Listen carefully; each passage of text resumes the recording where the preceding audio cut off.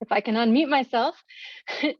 Hi, everybody, and welcome to our field trip today with the Biopharmaceutical Technology Center Institute. If I can even talk today, I can tell it's lunchtime. We do want to welcome you to our Wisconsin Science Festival trip, online field trip. Which way did they go? Electrophoresis of colored dyes. And we are joined with by Aiden and Barbara from the BTCI Institute, and I will let them introduce themselves shortly. But you will notice that your picture and audio are muted. We do encourage you to ask questions using the Q&A feature. So as soon as you have a question, go ahead and type it right away, and we'll try to get to all of your questions. This field trip will be recorded, and as always, we ask that you do this in all activities during the Wisconsin Science Festival with a responsible adult. We'd also like to thank all of our sponsors and partners that help make the Wisconsin Science Festival possible. You can find out more and find more activities and events during the festival at wisconsinsciencefest.org. With that, we're excited to get started, and I will turn it over to our guests. Thank you so much. We are so excited to be here. My name is Aiden Holmes. I'm with the BTC Institute. We like to shorten it because that is quite a mouthful of a name to say. And I'll start by kind of telling you a little bit about myself, and then I'll hand it over to my colleague, and then we'll get into the virtual field trip that we have geared up for you today in our laboratory space. So like I said, I work at the BTC Institute. What I do is I get to help facilitate a lot of hands-on lab experiences for a wide range of people, from K through 12 students to college students, master's students, adults who are interested in learning more about science, and really sharing that with as many people as we can reach. And I got interested in science probably when I was in elementary school, when we made a glass pan explode accidentally. And just that possibility of how did that happen and why got me hooked on thinking about those kind of processes. And I studied genetics when I got into high school and college, and I got a bachelor's degree in that. And then I went on to teach for 2 years middle school science. And now I get to bring lab experience and science teaching together. So that's a little bit about me, and then I'll pass it on to Barbara Bielik.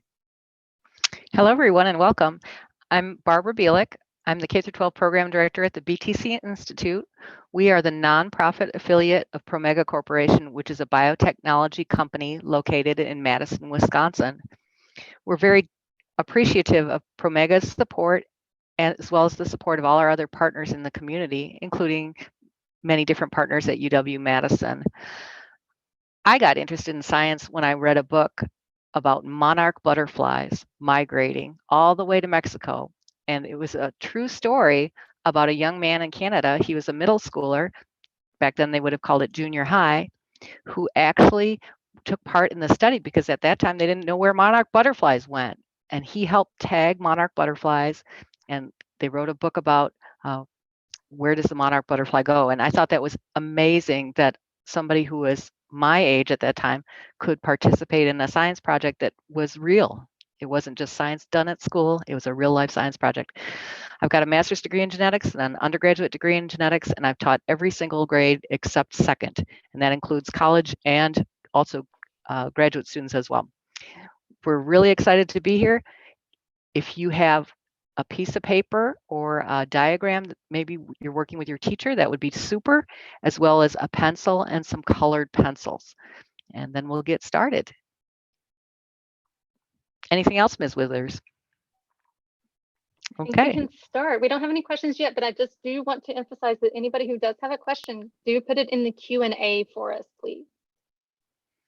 And we might have some questions for you too, so we'd love to get your answers.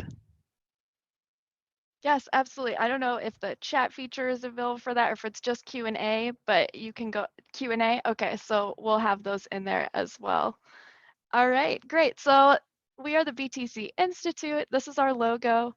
And we're going to talk about something called biotechnology. So on the next slide, we've broken this down into some smaller bite-sized pieces, if you will. So the first word part that we're going to look at is bio, and bio means life. So if you advance on, you can see that in like a bio class, we're studying living things, processes, and things like that.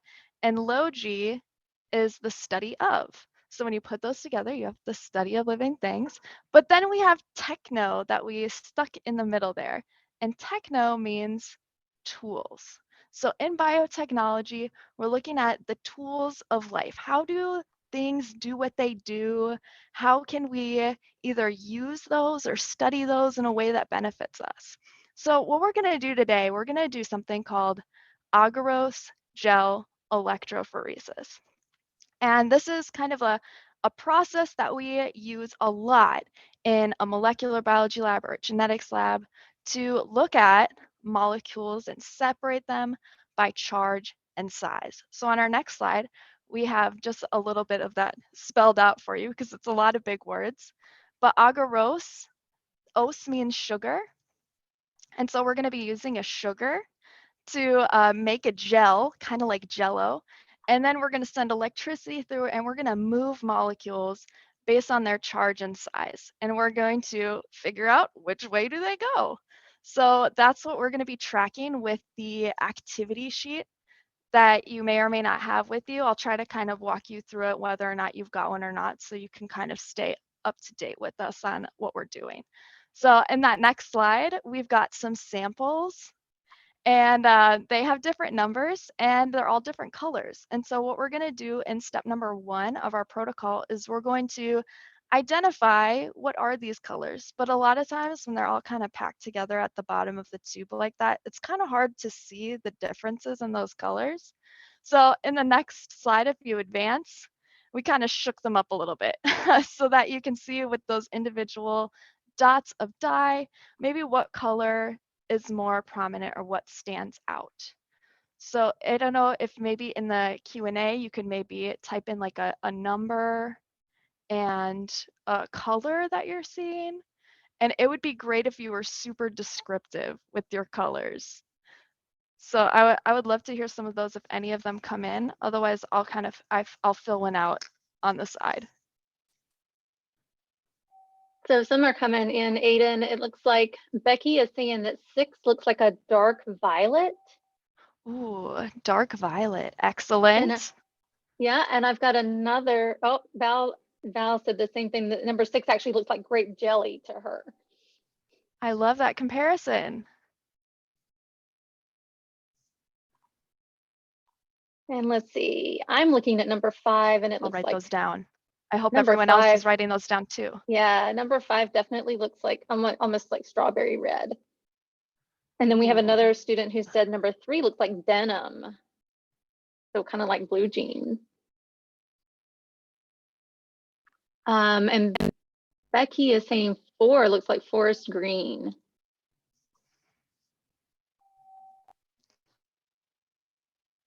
And then I've got another student I'm saying writing these 1. down. I hope everyone else is too. 1 looks black to them, and that one really is hard, especially but definitely next to the blue. You can tell that it's not blue, but it almost looks a dark green on my screen. But I guess it sort of depends on how good your screen is as well. I agree. And what I sometimes find is that different people will look at these and they'll see different colors. And just because one person says, well, I think that that looks like ocean blue. Well, maybe you think it looks like sky blue, and that's okay, as long as you write that down as part of your observations of these tubes.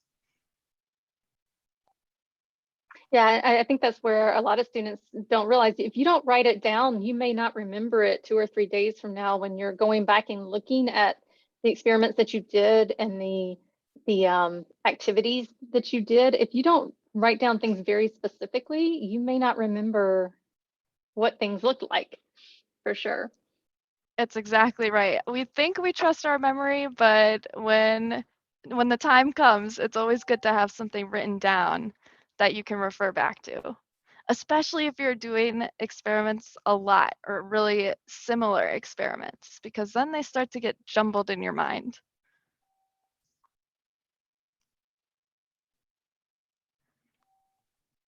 All right. I've got my tubes filled in. If more are coming in, that's okay too. But make sure that you write down the colors that you see and that you feel fit with these 6 individual tubes. And with that, we can move on to the next slide. All right, so our gel electrophoresis box, this is going to hold a liquid buffer, and we're going to put our gel-looking gel inside of there. And then we're going to connect those black and red electrodes up to a power source and plug it in. And then this will help us separate and move these different colored dyes. And then the next slide. Oh, we go do ahead. have somebody asking, why do you have to use electricity? Or will we get to that? Yeah, we'll talk about that. We'll talk about that. But it all has to do with separating these molecules by their charge. Okay. And good, we're on our next slide here. So we're going to load our gels, and they're kind of put into a mold like you would make Jello. You put it into a mold, and we take agarose, which is that sugar that actually comes from seaweed, and we get it in a powder form. But then we dissolve it in this liquid buffer, and we heat it up in the microwave. And when we do that, we can help make this molten agarose that we can pour. But as it cools down, it holds whatever shape that it was poured into. So in this case, we have this kind of a mold that has this white piece of plastic with the rectangles. We call that a comb because it kind of looks like a hair comb. And it makes these little impressions, or we call them wells, that don't go all the way to the bottom. We can then put samples inside of that and then use the matrix of this agarose kind of like an obstacle course. And the agarose is going to slow down these molecules that are really, really big that can't move as fast when we apply that electrical current. And really small molecules are going to have an easier time navigating through this agarose. Okay, so by using this agarose, we can then separate these dye molecules based on their size. So really big dye molecules, they're not going to have an easy time getting through the agarose. But really small molecules will be able to move throughout. And which direction they move all depends on their charge. So on our next slide, I think we have another picture of what it will look like when we add these dyes to that gel. It's going to be hard on my camera because I've got a top-down view, like as if you're loading this gel yourself. But if you were to look from the side, you can see that we don't go all the way through that gel. We can kind of let that sample rest and kind of in suspension in the middle of it. And then if you advance further, you'll see what we're going to connect it to, which is the photophores. This is our power supply. And you'll know that it's working. One, you'll start to see things move. But on the next slide, you'll also see that there are these little bubbles that start to form, which is the process that is the separation of the water molecules that are in our buffer. So we are going to, I think our next slide says we're going to set this up. We're going to load our gel. And if you have any questions throughout, I know Barbara Bielik is also in the chat kind of adding some things for everyone. And you can interject at any time if anything comes up in the Q&A. So I'm going to switch my screen and you're going to see my lab bench. Thank you, Aiden. Excellent. That is really cool. That's a really cool view. And we do have another question, but I think you're going to address this later too, but they're asking, what would this process help you to determine in a real life situation? It's like, when would you use it not to just separate colors? But I have a feeling you're going to get there. Oh, I don't want to spoil anything, but of course we'll absolutely get there. All right. Yeah. So my lab bench, it looks a little full, but it's got everything that we're going to need today. So I've got my sample tubes here, which we saw before. I've got my electrophoresis box with my gel inside of it. I've got tips, a micro pipette. I've got a waste beaker. I've got colored pencils. Here's my power supply. And then I've got this really cool thing here. This is my centrifuge. And what I'm going to do is I'm going to take my tubes and I'm going to put them in the centrifuge. And if I hold up these samples, you'll see that I kind of moved those dies around to try to find the color. So some of them are up on the side, but it's way easier to move them from this tube into my gel if they're all at the bottom, like this one. So what I'm going to do is I'm going to put them all in my centrifuge here. And we're going to use centrifugal force, and we're going to bring all of those dye molecules down to the bottom. So if I turn it on here, you can start to see it spinning around. And I'll spin it for a couple seconds. We'll open up the lid, and now we can see that all of our dyes are down at the bottom here. So this is a cool piece of equipment that we use in the lab a lot. And you can get And higher powered ones than the one that I have here to kind of separate things out. But in this case, we just want to get everything collected at the bottom. do you do that because it's such a small sample? It is a very small sample. We're talking volumes of microliters. So if you've ever seen like a 2-liter bottle at the store, I think half of that is a liter. That's 1,000 times more than a milliliter, which is 1,000 times more than a microliter. And we're going to use this micropipette to measure in microliters, which are 1/1,000,000th of a liter. So really tiny volumes, which is great in science because then we don't have to use a lot of different reagents to run our tests, right? We don't have to use a lot of dye. We can just use a tiny little bit of dye. And if the dye is really expensive, that ends up saving us a lot of money in the long run if we can use these smaller volumes. Or maybe we can do things more times. Instead of just doing it once, we could do it a couple times and make sure that our results are consistent every single time. So using this really cool tool is going to be extra useful. But before we use it, we have to put on something called a tip. And maybe somebody in the Q&A can kind of explain, why do you think I should put on this plastic tip, which I can throw away after I'm done using it, before I go into my different dye samples? So when I'm using this tip, I'm all done, I can discard it, throw it away into my waste beaker, and then I can go get another one. So one idea has been to keep your sample clean, so you're not mixing those colors. Absolutely. Yeah, right. We very meticulously went through all of our sample colors and we wrote down which one is which. Well, what if you combine your red sample with your yellow sample or your blue sample with your red sample? Now, all of a sudden, your colors don't quite make sense when you try to analyze them on your gel. So it's a great way to help prevent mixing up your samples or prevent contamination, which applies to all things, not just colored dyes. But if you're working with DNA or proteins or different samples, you want to make sure that those all stay individual and you don't contaminate them. Good question. All right. So here's our tiny volume sample. This is 12 microliters, and I'm going to take 10 microliters out and load it into the first well of my gel. So I'll get that on camera. You can kind of see the pipetting action. There we go. Now I've got most of it in here.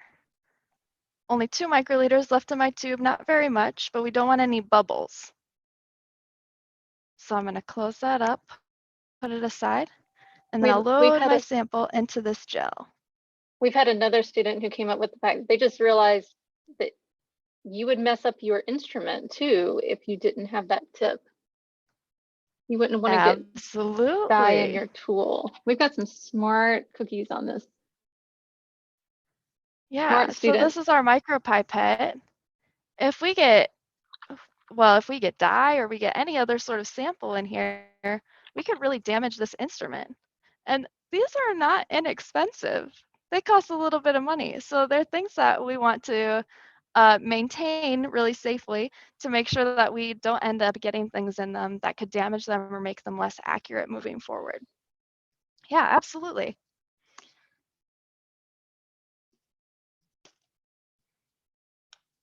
All right, we'll go to our next sample, number 2. And I'm going to keep track of the order that I'm loading these. So I'm just going 1 through 6 because you'll see on your protocol that in step number 2, it says to fill in those boxes. This is another way of, well, if you were to mix up these samples and maybe you accidentally switch sample 4 with sample 5, as long as you write it down on your protocol, there's no error, right? As long as you make sure that you write down which sample is going where, you're golden. So we just loaded one of those blue samples. I think it's more like a cerulean blue, perhaps. And this is more of a deeper blue. And I'm just loading it into those rectangular pockets that are left with my comb. And every We have single another time I'm changing out those tips. we have another question. Somebody's noticed that you've moved the when you're putting your sample down, you're moving where you put it. Is there a reason that you're doing that? Yeah, there is a reason that I'm doing it. And sometimes when you do it a lot, it becomes subconscious and then you don't even realize you're doing it, which is what happened to me. I didn't realize I was moving them, but I do that so that I know which ones I've already loaded and which ones have 12 microliters that I start with and then I end with 2. So I could just look at the volumes and all of them are different colors. So that's helpful. But if I'm working with other samples in biology or biochemistry, a lot of the times everything is just clear or everything is blue because we add a dye to it so that we can see it. And they all look the same. And it can get really confusing. So by shifting things over after I use them, it helps me keep track of which ones are left and which ones still have to be loaded onto the gel. Excellent question. Loading number 5 now. Is this Number equipment something that you 5 can is just our buy? strawberry red. Can you repeat Aiden? that question? Sorry. Yeah, so you're it's kind of lagging just a little bit, but not too bad. I think everybody can still see everything really good. I was wondering if some of this equipment, is this equipment that just anybody could get if they wanted to? This is equipment that can be purchased. Yes, absolutely. A lot of the times for us, maybe Barbara wants to jump in on some of the places that you can find them, but Yeah, biotech companies will sell this kind of equipment. she Yes. did say that yes, you can buy it, but it's expensive. I did used to work in some classrooms, and a couple of classrooms who had 1 or 2 of these for high schoolers. So some of you students on the call may come across these sometime, maybe once you get into high school. Absolutely. And it looks like on my end, I did drop off, but hopefully I am back on your feed again. You're I here. just No, loaded that last sample of deep violet. And yeah, you're then looking it's good. not excellent. Okay. So our box is not connected to anything. So we have to put on our lid, which has those connections for our electrophoresis box. And I'll plug these in, and there's different colors that have to line up, red to red and black with black. And then when I turn it on, I have to set the voltage. And in this case, I'm going to set it to around 200. And I think you can kind of see that on the screen there. Yep, you can see the numbers. Which Cool. We'll go to 210, and that's volts. So we're going to apply 210 volts to this gel, which is a lot. But this buffer that we're using, it's used because we can run these gels at a higher voltage, and it's going to produce a little bit of heat in the process, okay? But it's not going to melt our gel, all right? Not enough heat so that, you know how I said we put our agarose in the microwave, we heat it up, and then the gel melts? Oh, it would be terrible if our gel melted at this point in our experiment. So our buffer kind of helps us regulate that temperature so we don't end up melting our gel. And even as I'm talking in this very moment, you can kind of see something is starting to happen with our samples. It may not yeah, be very especially the rapid. middle one. The middle one they look like they're getting thicker. Yeah, they look like they're getting thicker. So already, after less than a minute, those molecules are starting to move based on their charge and based on their size. So on this side, we have our black electrode, which is our negative, and over here is our positive electrode. Well, And you so just answered another question. if you have a positive electrode on this side, what charge is attracted to a positive? Would it be a negative charge, a positive charge, or a neutral charge? Feel free to put your answer in the Q&A. Yeah, if you want to run to this side, our positive electrode. If you're running to the red side, what charge is that molecule here? Don't be shy to answer that question. Okay, so we have a student who, in one of our classrooms, it says positive, we go to positive. Positive will go to positive. And almost, I would say every single time that I ask this question, that's the answer that I get because that makes sense to us, right? Like goes to like. But in this instance, opposites attract. So if you like this positive side, you must be negative. Okay. So if I flip it here, if we've got our negative electrode here, what charged molecule is going to be attracted to this negative electrode? We have another student that says positive. Positive. Yeah, exactly, right? So based on that charge, we now can almost just by looking at these as they move now, we can look, well, here's sample 1, 2, 3, 4, 5, and 6. You can already start to make predictions on which of these dyes are positively charged and which of those dyes are negatively charged. Now, what's going to take a little bit more time is figuring out the size of these dye molecules, how big they are, because they have to take some time to separate. Like we said before, some of them look kind of thick, like the bands have expanded, but what they're actually doing, they're separating. But it might take a little bit of time for all of those different dye molecules to separate out. We're not really sure how many are going to be in each of the dyes that we started with, but you can already start to see that some of these dyes have more than one color. Maybe it takes a few colors to make forest green that we saw before. So looking at that, it's going to take a little bit of time, but we can kind of make some predictions, right? If you're very close to the middle here, if you didn't move very far either left or right, are you a big molecule or are you a tiny molecule?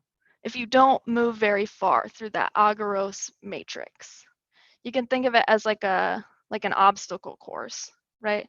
Or we think of it as a pool of jello or like a play place. If you're bigger, is it harder to get through it or easier compared to some smaller? I've got 3 people saying big or huge. Huge, yeah, absolutely. Yeah, so if you're a bigger molecule, you're not going to move super far. But if you're smaller, you'll be able to navigate that agarose matrix a little bit easier. And so I don't know if you can see what's happening on my electrophoresis box, but it's starting to get kind of like cloudy over the top. Does everybody see that? Yeah, you can definitely see it. And you can see the bubbles coming up in it too. Yeah, you can see the bubbles. So we definitely know that it's running. That's a good visual check to make sure your system is working, is that you can see those bubbles. So this is because we're adding heat in here. This is kind of warming up. So we're getting some condensation on the lid of here. So eventually this is going to be hard for us to interpret just by looking through the top, but hopefully you can start to see what's happening. And what Barbara and I did is we did a little bit of advanced work for you. So we ran a gel that we're going to show you so that you can see what it would look like if we had an extra 15 minutes, which I know we want to spend doing some maybe discussion about what we see. So here is that gel Oh, if we wow. were to have taken it out of our electrophoresis, let's say in 15 or 20 minutes or so. There we go. It'd be like right here. And so you can see maybe there's maybe just one color, but some of them maybe there's 2 or 3. And you can make some observations about which molecules are bigger, which ones are smaller, based on how far they moved. Okay. And since this is kind of hard to look at, I can also bring up a picture. But is there a question, Joe? I know Val was saying that the grape color, the jelly color that she said was grape doesn't look purple anymore. Yeah, it's a little misleading when we start to apply the electrophoresis process to it, right? A lot of these I was like, wait, I thought that was just blue. Or the one that I thought was black, I have some thoughts about that one because I don't see any black dye bands here on my gel. So what I'll do is I'll have the presentation brought back up. And we're going to do some coloring and make some observations along the way. And then if there are any other questions for me and Barbara, we would be happy to answer those. So I'll go back to my other camera view.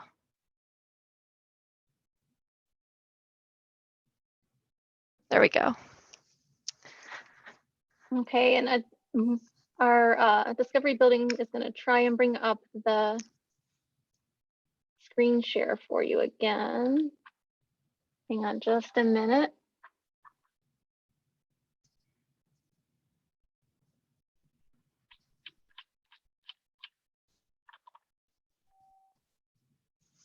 You know, she's having difficulty. Just give me 1 second and I think I can do it. So just a second. No problem. So while we're waiting, if you've got colored pencils, you'll want to grab those. And, you know, if you don't have exactly the color that I have, you can kind of do some matching, or you can kind of make a comparison. If you don't have red, but you have green, you could say red equals green or something like that, just so you can have an idea of how this would work. And basically, this is a way for us to record our results. You could always take a picture, which we do have in our slides, and that would be sufficient as well. But this is another way that you can do it. You can take a drawing.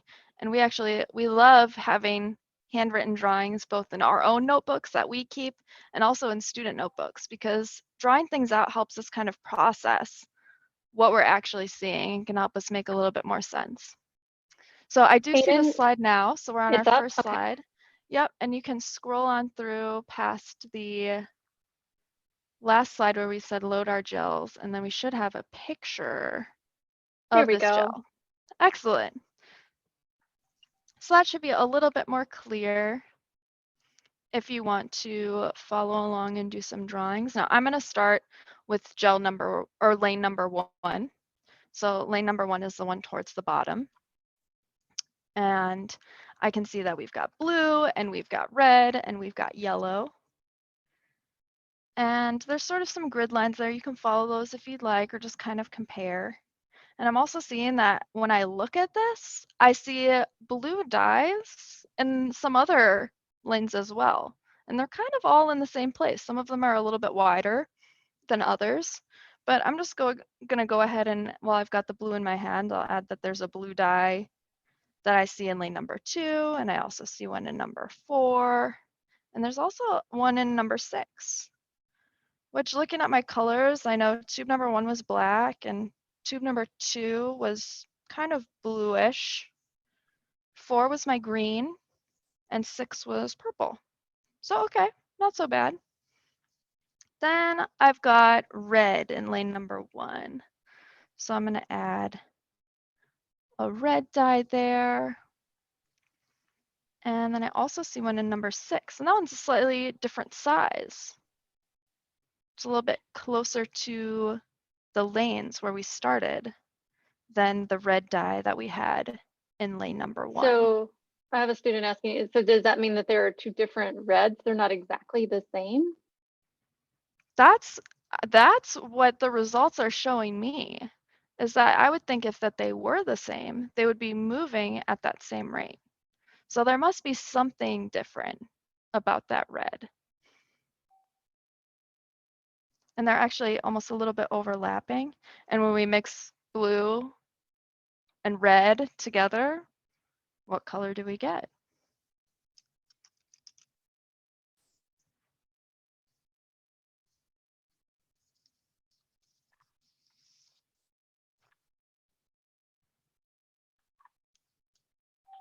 All right, and then our last color is yellow.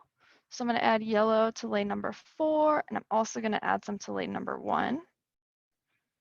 And I guess when we get black, that's just mixing all those primary colors together, which, thinking of mixing color and mixing paints together in art class, this makes sense to me, right? And so looking at number 4, we've got blue and yellow, and number 6, as Ms. B pointed out, we have blue and red as purple.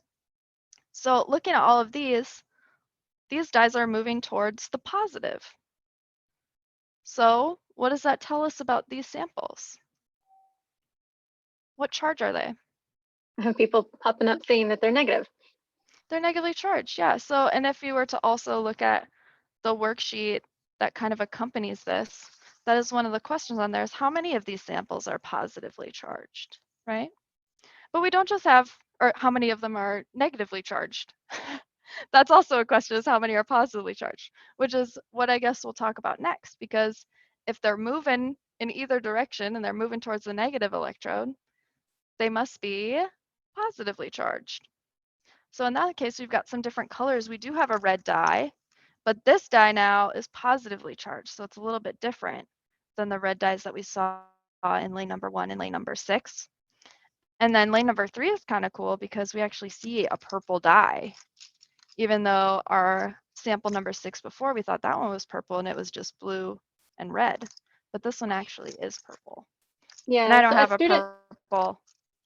a purple marker, but so we do have a student who said they think it's odd that both 2 and 3 were certainly started out as shades of blue, but their patterns don't look alike.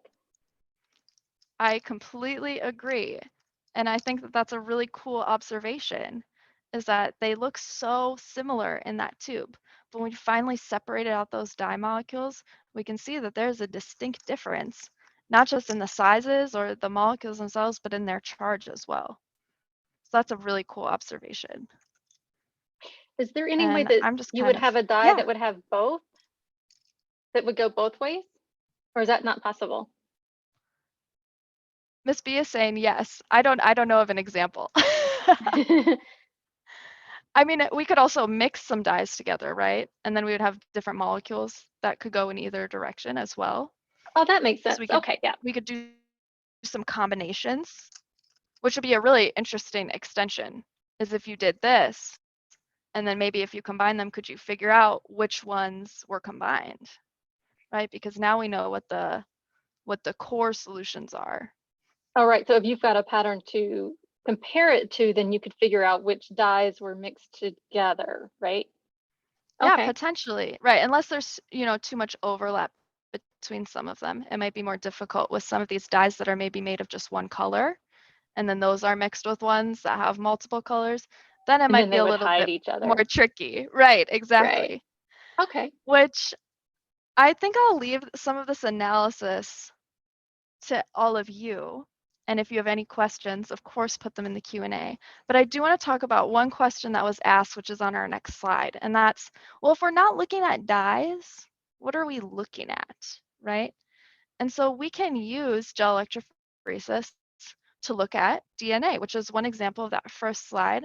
So this is an Agarose Gel Electrophoresis, and it's set up to look at different pieces of DNA. In sort of the middle there, we have a lane or one of those little wells that had DNA with lots of different sizes in it. And we can do this because DNA is negatively charged. So if you can see, we've got those kind of markers on the right-hand side. It's got like a negative at the top right and then a positive. So that kind of helps us indicate that these DNA molecules are moving towards the positive electrode. So they're all negatively charged. And then we can separate them based on size, because maybe we want to look at a certain gene and we know exactly how big it is, and we don't want anything else. So we can then use gel electrophoresis to compare. And the other photo as well is just another representation of this, looking at something a little bit different, which are different sizes of DNA that started out as a really big, long piece of DNA. And then they had some enzymes or some proteins that cut them up in very specific ways. And so we have different sizes of DNA that were made that we can then separate using gel electrophoresis.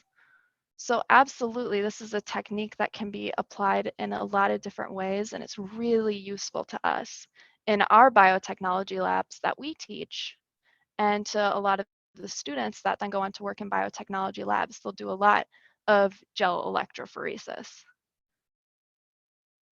And so I do have somebody asking a question. Is this what they do for like DNA fingerprinting? Is that what they're doing? Okay. Yeah, absolutely. Yep, absolutely. That's a great word, DNA fingerprinting. Right, so those of us that maybe aren't familiar with that, it's that we all have really unique DNA, and that's what makes us different. And so we can actually take advantage of the differences in our DNA, and we can cut them with these specific enzymes. And my DNA is different than Barbara's DNA, and when we cut them, they're going to look different on an agarose gel. And so we can actually use that to make identifications. Now, that technique, we don't really use restriction enzyme techniques. I'm looking to Barbara for feedback, but we don't use that as much now. We use something called PCR, or polymerase chain reaction, to kind of identify differences between people, and we amplify certain regions of DNA, and then you can also run those on a gel as well. But I see we have just a few minutes left, so we can actually close out of this slide. And if anybody needs to get in contact with us, or maybe through the Wisconsin Science Festival to get a photo of that, if you would like it, we can make sure to get that out one way or another. But I think I'll bring Barbara back, and we can answer any questions that may be still lingering. Yeah, so if there's any last minute questions, feel free to put them in the Q&A. I do have a couple of comments from people that say they're really excited to have seen this. This is very new to them, and they haven't seen something like this before. And this was a really cool field trip. Thank you so much. We do have more resources on our website, which I put in the chat. It's www.btci.org. And underneath our K through 12 programs, there is a listing for what is called biotechnology field trips. And there's information about this activity as well as other activities that we do with students. And we do our biotechnology field trips virtually, like we're doing today. And sometimes, not so much this year, but sometimes we do it here at the BTC Institute, and sometimes we also will go to schools and do activities with students as well. So we use these techniques in almost all the classes and programs that we run here at the BTC Institute. We also run programs for high schoolers, middle schoolers, even some upper elementary, college students as well, and teachers. Well, thank you both so much. We will definitely share those resources with the teachers on here, as well as the teachers who asked to view the recording at a later time, and we will share those out. So thank you very much, everybody, for joining us today and for joining us for the festival. Thank you so much to Aiden and Barbara at BTC. And I think that was a really, really cool to see. I know a lot of students haven't seen something like that before. A recording of this field trip is going to be made available, and we will follow up with the teachers about that. Remember that the Wisconsin Science Festival will continue with events hosted from organizations across the state that you can participate in. So check it out at wisconsinsciencefest.org for more science fun. Thank you again, Aiden and Barbara. We really appreciate it. You guys have a great afternoon. Thank you. You too, and thanks to all of you. Bye. Keep Bye. having fun with science.